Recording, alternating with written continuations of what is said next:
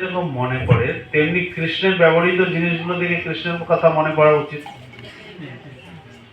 কৃষ্ণ বলছেন এই মাটিটা আমার, জলের স্বাদ আমি, সূর্যের কিরণ আমি, তো সেগুলো দেখে মনে পড়া উচিত কি না?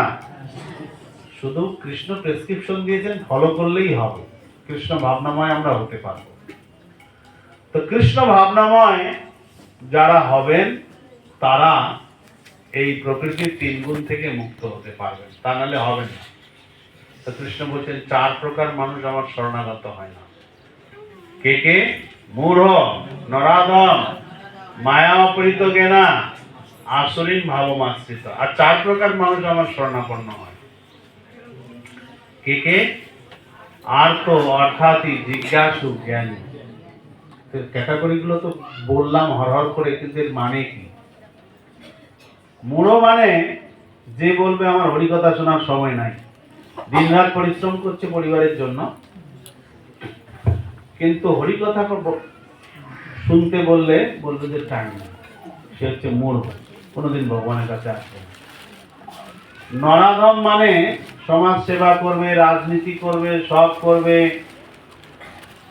লোকের ভোটার কার্ড, আধার কার্ড, জন্ম সার্টিফিকেট সব বানিয়ে দেবে, কিন্তু তাকে যদি বলা হয় আপনি এত সমাজ সেবা করছেন, ভগবানের সেবা করুন, করবে না।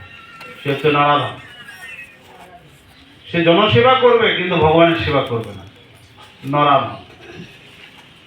আচ্ছা, মায়ায় অপহৃত জ্ঞানা, স্কুল কলেজ ইউনিভার্সিটির বড় বড় ডিগ্রি আছে, কিন্তু সেই সমস্ত ডিগ্রি পেয়ে কৃষ্ণের কথা তারা শুনতে চায় না বা কৃষ্ণকে ভগবান রূপে মানতে চায় না।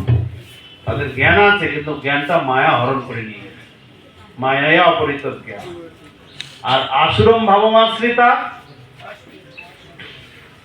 নাস্তিক, শাস্ত্র মানে না, ভগবান মানে না, নিজেকেই ভগবান ভাবে, নিজেকেই অবতার ভাবে। এই চার প্রকার লোক কখনো ভগবানের শরণাপন্ন হয়। প্রভুপাদ বলছেন জগাই মাধাই নরাধম ছিলেন